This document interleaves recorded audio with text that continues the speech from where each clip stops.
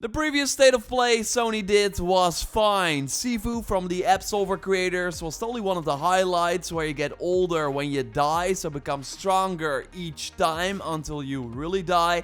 Love the art style as well. I was also impressed by the amount of new stuff in the Death Stranding Director's Cut, which only $10 by the way if you already own the game on PS4. And I will also totally play Deathloop on September 14th, even though the gameplay demo did not really show anything exciting. The point is that this state of play was fine for what they promised, but it's not that summer showcase that we come to expect from Sony.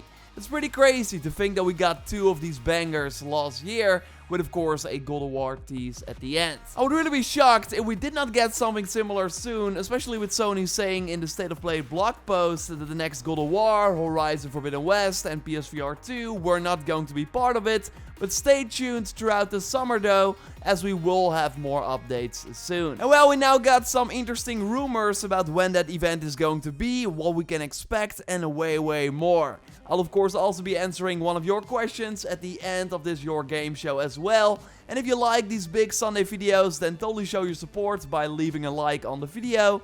And let's go. Almost 2 months ago now, Guerrilla Games tweeted right after the Horizon Forbidden West gameplay reveal that they do not have an exact release date just yet, but that development is on track and we will have an update for you very soon. So this announcement must be pushed right, because very soon is not 2 months later. So they either needed more time to figure out if they were gonna make this holiday season and then decided to delay it, so we will likely then get a blog post with maybe some new info and an early 2022 date. Like, I think that's the most likely scenario. The same, by the way, happened for the original. First, we had the trailer at E3 2015 that said 2016, and then without announcing a delay first, they just said, hey, it's coming February 28, 2017 instead. I think this is the most likely option. Showcasing a new trailer with an actual date they know they're gonna hit will soften the blow of having to wait a bit longer. The other possibility is that the game is indeed coming in 2021 and they're holding the date back for the big event, because that would of course be a nice announcement to have. I of course want them to do what is best for the game and the developers, but it would totally be beneficial for Sony to have at least one more major title this year.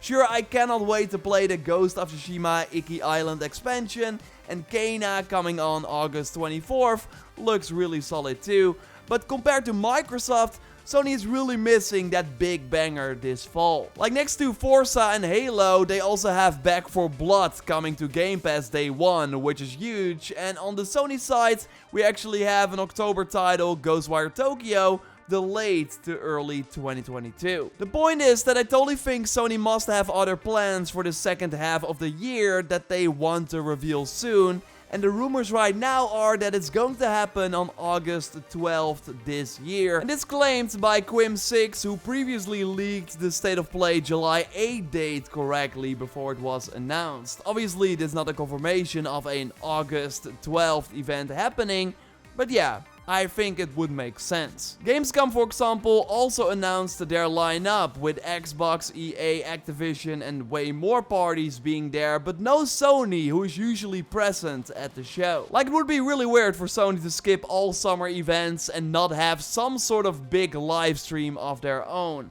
The new God of War might be out before the next summer, as it was first planned for a likely never realistic 2021 date. And in a recent interview, by the way, with PlayStation CEO Jim Ryan, he mentioned that in the next year or so, the games from our studios will include Horizon Forbidden West, and then we have a new game of God of War. Like, if God of War Ragnarok, or whatever it will be called, is planned for spring 2022 or like mid 2022, it would be nice to see more than a logo soon. We, by the way, have Nick, who leaked the Ghost of Tsushima Iki Island expansion before the reveal, saying that I'm told we will see our first gameplay of the new God of War at Sony Show 2. Will be exciting to see. Like, I think that's totally a safe bet if Sony is going to do a massive show. I think it's interesting to look at Sony's E3 2014 conference as well, to see what they announced back then, 6 months after launching the PS4, so in the same period we are now for the PS5. Like, their big one more thing moment was Uncharted 4: A Thief's End for 2015, which of course launched in 2016, but they were teasing big games already to get people excited for the future of the new console. And the actor who plays Miles Morales, by the way, posted this image of him in a mocap suit, likely for the next Spider-Man game. The picture was, by the way, removed. But yeah, I totally see them tease Spider-Man 2 already at an upcoming Sony event as the one more thing. Like, we've just not reached the highs of a E3 2014 conference yet, which is pretty wild because PlayStation is in a way better position than they were 7 years ago. Sure, they talked about Infamous First Light, which is basically similar to the Iki Island expansion, same developers of course. And with all the director's cuts happening, I sure would not be surprised if we saw a Last of Us Part 2 director's cut, maybe with the rumored Last of Us remake. They showed The Last of Us Remastered, by the way, at the E3 2014 show, but also Bloodborne was properly announced. We got more info about the Order 1886. They announced that the original Ratchet & Clank would be remade for PS4, and they also showed No Man's Sky for the very first time. Like, beyond God of War and Horizon Forbidden West, we really don't know a lot about big games coming from PlayStation Studios in the coming years. They have 25 games in development, half of which are new IP, so why not reveal some of them so we know what we can expect during this PS5 generation? Sure, I should not forget Gran Turismo 7, which was of course delayed to 2022 and actually has a beta coming soon, which was already leaked on the Sony website.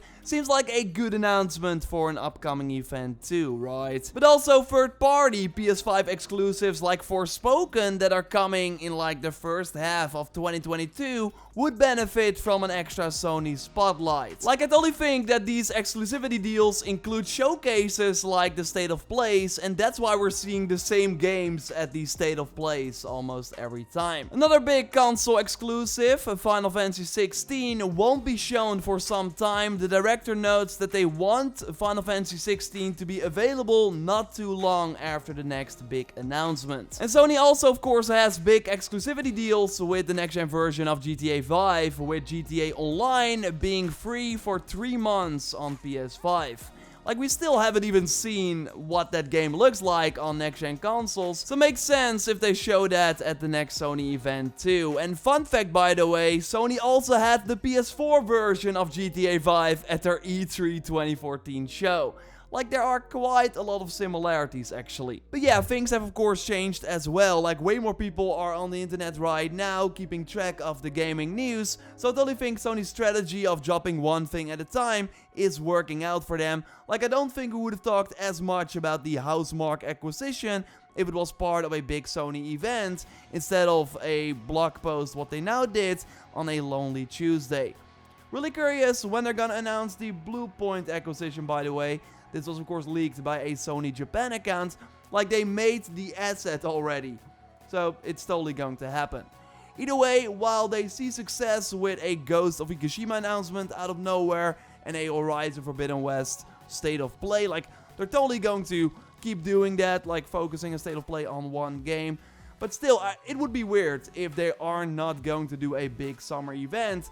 Something that really helped them during the PS4 generation, and that they also did to promote the PS5 before release. We will know soon enough. And by the way, the more the days go by, the longer we go into 2021, the less faith I have in a Horizon Forbidden West 2021 date. Like, August 12th is maybe really the final time you can announce that. I think September for a game that is then coming out in November, no, not going to happen. So we will likely hear that soon.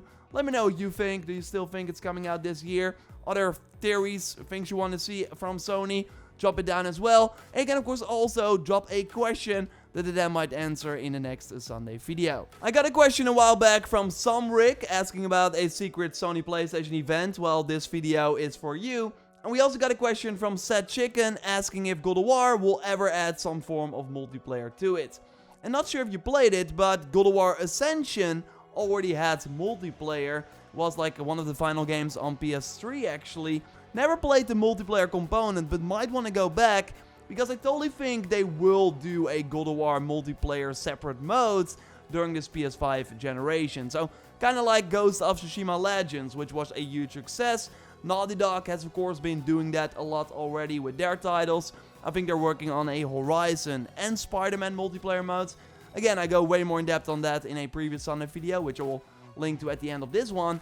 No, but like, playing together with your friends in a separate mode, fighting some enemies with the new God of War combat might even be cooler. They already had a ton of customization in Ascension. In God of War 2018, we saw that as well. So I think you can like really do some cool things, like create loadouts for your character, fight big bosses together.